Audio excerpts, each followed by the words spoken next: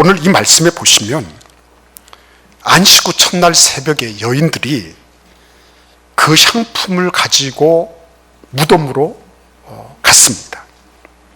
그런데 중요한 것은 이 사람들이 왜 무덤을 향하여 갔느냐 하는 거예요. 이들은 예수님에 대한 사랑이 있었어요. 이들은 예수님의 시신에라도 그래도 뭔가 한번 좀 발라드리려고 하는 그런 애틋한 그런 정성이 있는 여인들이었어요. 그럼에도 불구하고 이들은 빈 무덤을 찾았습니다. 이유가 어디에 있을까요? 맨 먼저 우리는 이런 것을 생각할 수 있습니다. 이 여인들은 예수님의 죽음을 확신했던 사람이에요. 예수님이 십자가에서 돌아가신 것을 보았고, 그리고 그 무덤에 안치되는 것을 보았고, 봉인된 것을 보았어요. 그러니까 분명한 팩트를 가지고 있는 사람이에요. 이 여인들은 예수님이 돌아가셨다는 것에 대해서 추호의 의심이 없는 사람들이었습니다.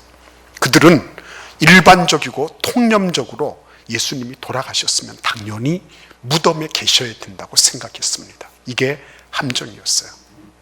그들은 과거에 붙잡혀 있었습니다. 과거에 예수님이 꽁꽁 묶여서 시신 그대로 세마포 입으시고 그대로 누워 계신 그런 예수님으로 그들은 자기들이 가지고 있는 과거의 팩트를 예수님에게 그대로 들이댄 것입니다. 과거의 팩트는 팩트 그대로 맞아요. 그것은 옳은 것입니다. 그러나 과거의 팩트가 그것이 내가 생각하는 것처럼 그대로 갈 것이다. 그래서 과거에 확 못 박혀 있을 것이다 생각하는 거.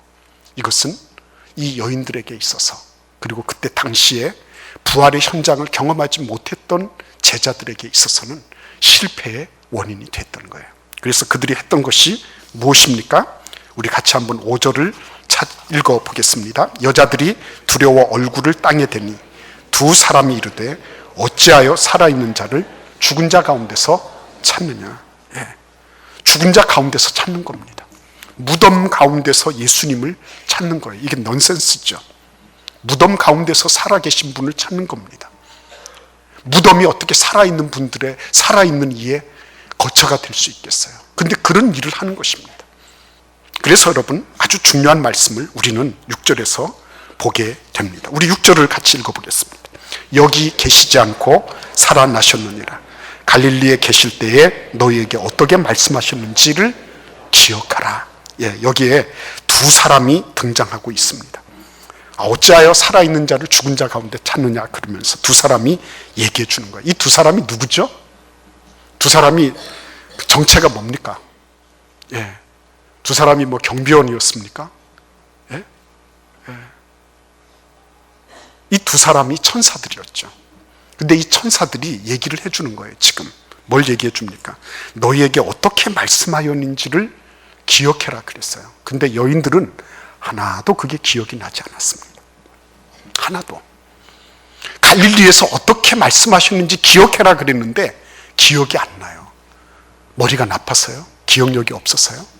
예수님 그때 너무 복잡한 가운데서 말씀을 하셔서 소통이 안 돼서요? 천만의 말씀입니다. 이건 그런 게 아니에요. 여러분, 에덴 동산부터 한번 살펴보십시오. 에덴 동산에서 무슨 일이 있었습니까? 사단 마귀가 들어와서 하나님과 하와의 그 관계를 이간질시킬 때에 그때 무슨 일이 있었죠? 단순하게 선악과만 따먹게 된 것입니까? 아니에요. 그때 하나님과의 관계 단절이 있었어요. 그 관계 단절이 이루어질 때는 뭐가 안 들렸어요? 하나님의 음성이 들릴 수가 없었어요. 그게 기억이 나지를 않았어요. 기억이 날 수가 없었습니다. 그러니까 단순하게 그 사안을 두고서 이게 얘기할 것이 아니라는 거예요. 관계를 짚어 들어가야 되는 거예요. 어디에서 잘못됐는지. 그러니까 이 본문의 말씀을 읽는 그때 당시 초대교회 우리 성도들의 마음속에는 이거는 근본적으로 뭐 소리가 들리지 않는다고 하는 거는 단순하게 음파의 작용이나 안 그러면 커뮤니케이션의 문제가 아니라 영적인 단절을 의미한다 하는 것을 그들은 다 같이 알고 있었던 거예요. 하나님의 음성이 들리지를 않아요. 내가 무슨 중요한 일을 해야 되는데 하나님께서 뭐라고 말씀하시는지 난 도통 깜깜해요. 내가 어떤 일들에 대해서 무엇을 하려고 하면 하나님의 말씀이 탁탁 일어나면 좋겠는데 그게 들리지를 않아요. 내가 성경을 안 읽었나? 내가 신앙생활을 어떻게 했나? 그거 아니에요. 영적인 관계를 짚어봐야 되는 거예요. 제자들은 실패했습니다. 3년을 그렇게 예수님하고 다녔습니다. 형식적으로는 예수님하고 함께 공간을 같이 사용하고 시간도 같이 썼어요. 근데 결정적인 거는 뭐예요? 그들은 예수님에 대한 사랑의 관계를 수립하지 못했다는 거예요. 이게 뼈아픈 아픔이에요. 뼈아픈 거. 뼈아픈 겁니다. 여러분 한번 우리 여기 계시는 우리 남자 성도님들, 결혼하신 남자 성도님들 한번 생각해 보세요. 결혼하기 전에 어떻게 하셨어요? 연애하실 때 어떻게 했습니까? 꼭 그 여인이 나한테 뭐를 요구해야지. 요구할 때 딸같이 하죠. 그러나 요구하지 않을 때도 어떻게 하죠? 알아서 해줬잖아요. 그죠? 근데 왜 결혼하고 난 다음에 왜 그렇게 바뀌었죠? 왜 바뀌었습니까? 왜요? 왜 바뀌었습니까? 이유가 어디에 있어요? 근데 가만히 생각을 해보면 그때가 진짜 사랑할 때는 얘기를 해주는 것뿐만 아니라 얘기를 하지 않을 때도 진짜 사랑이 있을 때는 그거를 하도록 돼 있더라. 그러니까 결국 이 제자들이, 이 여인들이 예수의 음성이 들리지 않았다, 그게 기억나지 않았다는 것은 무엇을 의미합니까? 그들은 표면적인 따름을 한 거예요. 표면적으로 그들은 형식적으로 열심히 하는 것 같지만 사실은 마음은 예수님께 가 있지 않았어요. 예수님의 마음을 헤아려 드릴 수가 없었습니다. 그러니까 누가 크냐 하는 그런 논쟁을 일삼을 수 있었던 거죠. 그러니까 그런 모든 것들이 다 여기까지 와서 한꺼번에 모인 것이 부활에 대한 불신으로 나타난 것입니다. 그래서 여러분, 참 가슴 아프지만 우리는 이것을 깊이 생각해야 됩니다. 부활의 현재성, 오늘날에도 부활이 일어날 수 있다. 오늘날에도 내 생애 속에 부활의 역사가 일어나고 그것을 말씀으로 증거해 주고 계시다 하는 것을 경험하지 못할 때는 반드시 과거의 어느 곳에 족쇄가 잡혀 있어요. 묶여 있어요. 그리고 그것 때문에 내가 추구하는 것이 번번이 실패해요. 그리고 그 모든 것들 속에는 내가 형식은 갖추고 있지만 사실은 깊은 내면에 예수님과의 깊은 사랑의 관계가 없어요. 그러면 우리는 어떻게 하면 좋을까요? 우리 같이 한번 6절 말씀 우리가 같이 읽어볼 때에 이 4절부터 먼저 읽어보겠습니다. 4절을 같이 읽겠습니다. 이로 인하여 근심할 때에 문득 찬란한 옷을 입은 두 사람이 곁에 섰는지라. 아멘. 이제 이렇게 갔죠. 무덤에 향품을 준비해서, 방부제를 준비해서 그렇게 갔어요. 갔는데 돌이 옆으로 굴러나 있는 거예요. 굴려져 있는 거예요. 그리고 안에 들어가 보니까 예수님의 시신이 있어야 되는 그 자리에 어떤 찬란한 옷을 입은 두 사람이 앉아 있는 거예요. 천사들이었어요. 기겁을 하고 놀랐습니다. 그렇죠? 과거에 자기들은 예수님이 이렇게 돌아가셨고 굴에 그 무덤에 돌이 이렇게 큰 것이 딱 들어박혀서 인봉이 돼 있기 때문에, 그래서 자기들이 가서 이거를 어떻게 돌을 굴러내야 되나, 그 돌을 누구를 좀 불러서 무덤직이라도 불러서 이 돌을 좀 굴러내고, 그리고 우리가 들어가서 세마포, 예수님의 시신을 싸고 있는 세마포를 그것을 이렇게 드러내고 예수님께 이 향품을 발라드리고, 뭐 이런 자기 나름의 계획들이 다 수립이 돼 있었습니다. 우리도 그렇죠? 우리도 세상 살아가면서 그런 거를 수립을 합니다. 계획을 탁탁탁탁탁 짜놔요. 그런데 어떻게 됐죠? 이게 참 희한하게도 이 삶이라는 건 생물이에요. 금세 이렇게 있어야 되는데, 그게 그대로 있어야 되는데 그게 있지 않아요. 순간적으로 당혹감이 밀려들었습니다. 이들은 크게 근심하기 시작했어요. 제자들이 이걸 가지고 갔나? 예수님의 시신이 도난을 당한 게 된 것인가? 로마 병정들이 어떻게 빼돌린 건가? 안 그러면 예수님이 가사 상태에 계시다가 갑자기 일어나셔서 그 엄청난 돌을 이렇게 밀어내시고 그리고 어디로 잠적해 버리셨나. 막 복잡한 것입니다. 그러니까 여러분, 과거에 이렇게 족쇄가 걸려가지고 잘못된 번짓수로 찾아서 들어오면 인생 복잡해지는 겁니다. 인생이 너무너무 이게 막 생각할 게 너무 많은 거예요. 이 사람 만날 때는 어떻게 얘기해야 되고 저 사람 만날 때는 어떻게 해야 되고 이런 상황 저런 상황들을 다 상정을 해야 되니까, 그러니까 인생이 너무나 복잡다단해지는 거예요. 이 여인들도 역시 마찬가지였습니다. 그럼에도 불구하고 이 여인이 잘한 게 있어요. 뭘 잘했죠? 뭘 잘했습니까? 비록 예수님에 대한 믿음은 부족했어요. 그들은 여전히 과거에 사로잡혀 있는 그런 불완전한 인간이었습니다.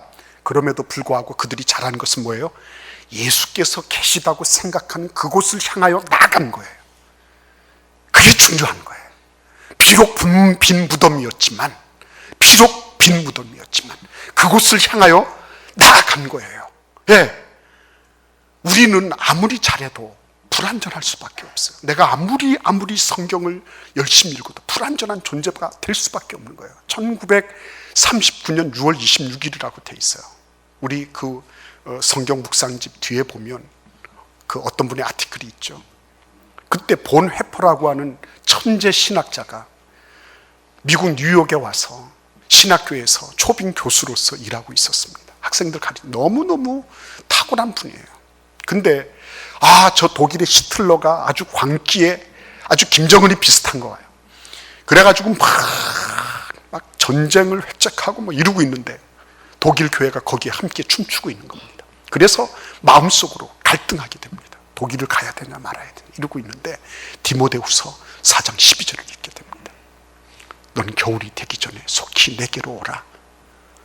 사도 바울이 디모데를 손짓한 그런 내용이에요. 그거는 그냥 개인적인 부분이에요. 모든 사람들에게 적용될 일이 아니에요. 그런데 이 보네포의 가슴 속에는 그게 탁, 뇌리 속에는 그게 바뀌어 버렸어요.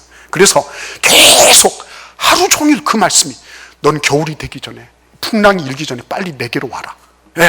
그 말씀이 뭐라고 들리냐면은, 너는 빨리 미국에서 독일로 와가지고 이 독일 교회의 이 어수선하고 잘못된 부분들을 바로 잡아라 하는 그런 하나님의 음성으로 들린 거예요. 아무도 그 성경 읽기를 올바른 해석이라고 생각하지 않아요. 아무도 그렇게 해서 적용해야 된다. 그러면 너 전부 다 너는 겨울이 되기 전에 어떻게 해라. 그러면 교회가 겨울이 되기 전에 싹 다 비어 어디로 다 가버려야 돼요.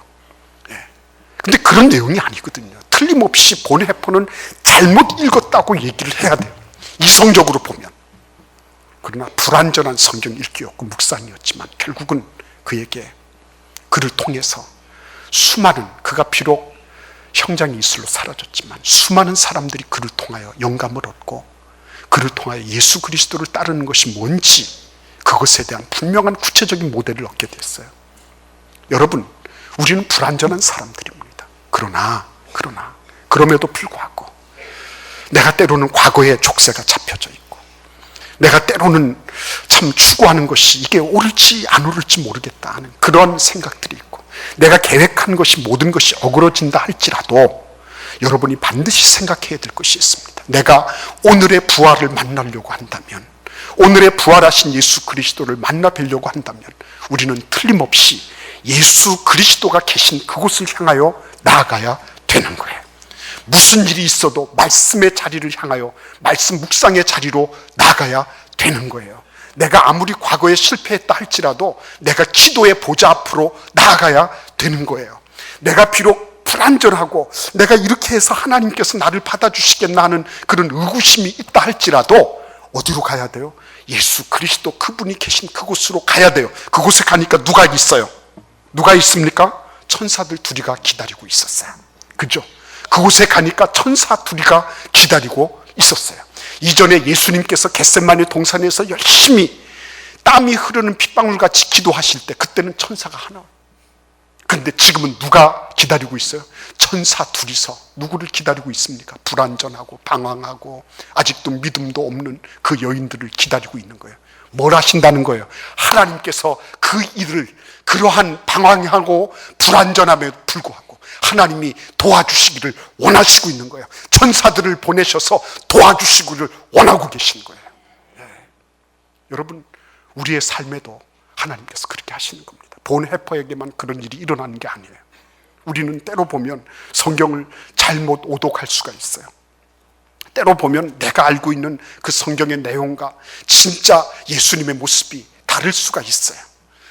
내가 추구하는 것과 그리고 성경이 진짜 바라는 것들이 다를 수가 있어요. 그럼에도 불구하고 우리는 그분이 계시다고 생각되는 그곳으로 가야 되는 거예요. 예배의 자리로 가야 되는 거예요. 구역 모임 자리로 가야 되는 거예요.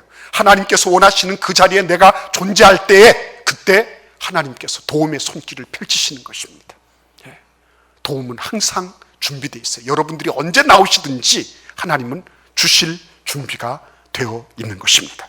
그래서 여러분, 오늘 여기 보시면 6절에 보시면 여기 계시지 않고 살아나셨느니라. 갈릴리에 계실 때 너에게 어떻게 말씀하셨는지 기억해라 그랬어요. 여러분, 이 말씀은 굉장한 말씀입니다. 왜냐하면은 이게 그냥 너희들 기억력을 되살려라는 말씀이 아니거든요. 이게 단순하게 너희들이 이렇게 하면 된다는 게 아니라 천사들이 이 방황하고 있는 이 여인들에게 줄 수 있는 최고의 증거 자료는 뭐예요? 말씀이에요. 여러분이 아무리 힘들고 어렵다 할지라도 하나님이 여러분들에게 주실 수 있는 최상의 선물은 뭐예요? 말씀이에요. 말씀입니다. 여러분이 교회에 나와서 예배의 자리에서 말씀을 묵상하면서 내가 누릴 수 있는 최상의 선물이 뭐예요? 천사들이 날개를 퍼들기고 있다가 내가 날개가 6개니까 내가 너한테 2개 주겠다 이렇게 하지 않아요. 천사들이 줄 수 있는 최고의 선물은 예수 그리스도의 말씀이었어요. 그때부터 방황이 종식이 되었어요. 그들은 더 이상 헤매지 않아도 됐어요. 그들은 더 이상 두려워하거나 더 이상 움츠러들지 않아도 됐어요. 왜? 말씀이 있으니까. 말씀이 있으니까.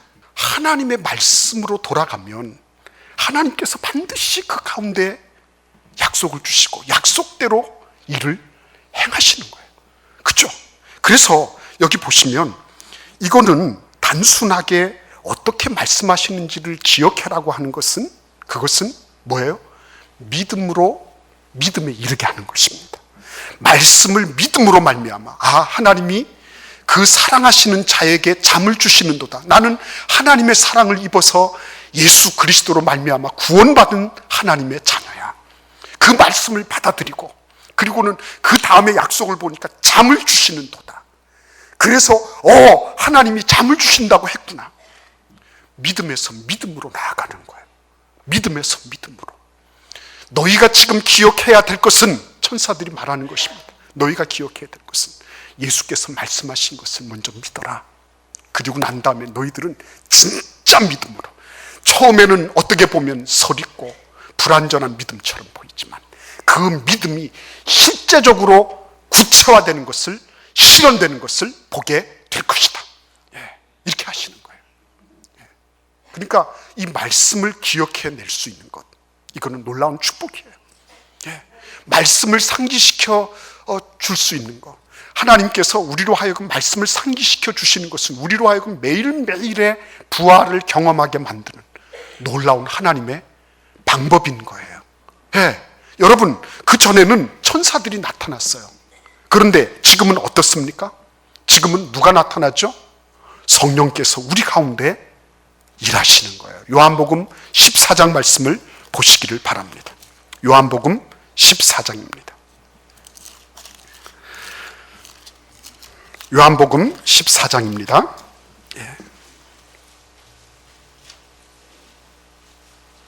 21절을 우리 같이 한번 읽어보겠습니다.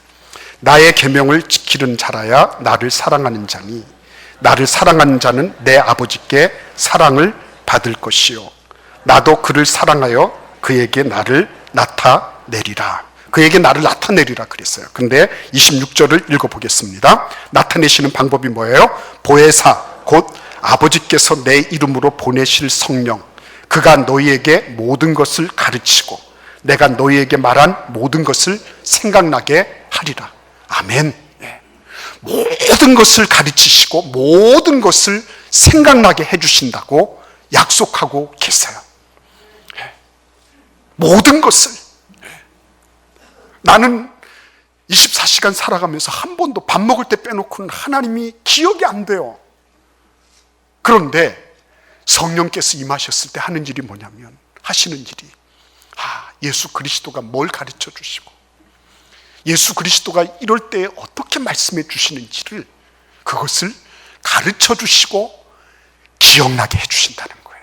그걸 누가 해 주신다고요? 성령께서 해 주시는 거예요. 성령께서, 예수님은 육신을 입고 계셨기 때문에 가이사라 빌립보 그쪽 일대 이외에는, 어렸을 적에 아주 갓난쟁일 때 에집트를 다녀오신 이외에는 그렇게 멀리 다니시지 못했어요.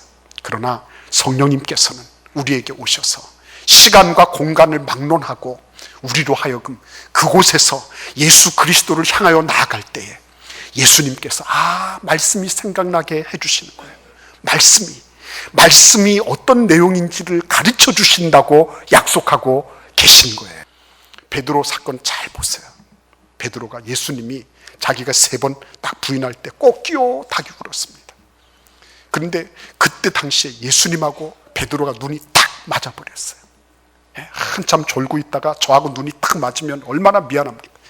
근데 한참 열심히 부인을 딱 하고 있는데 눈이 딱 맞아버렸어요.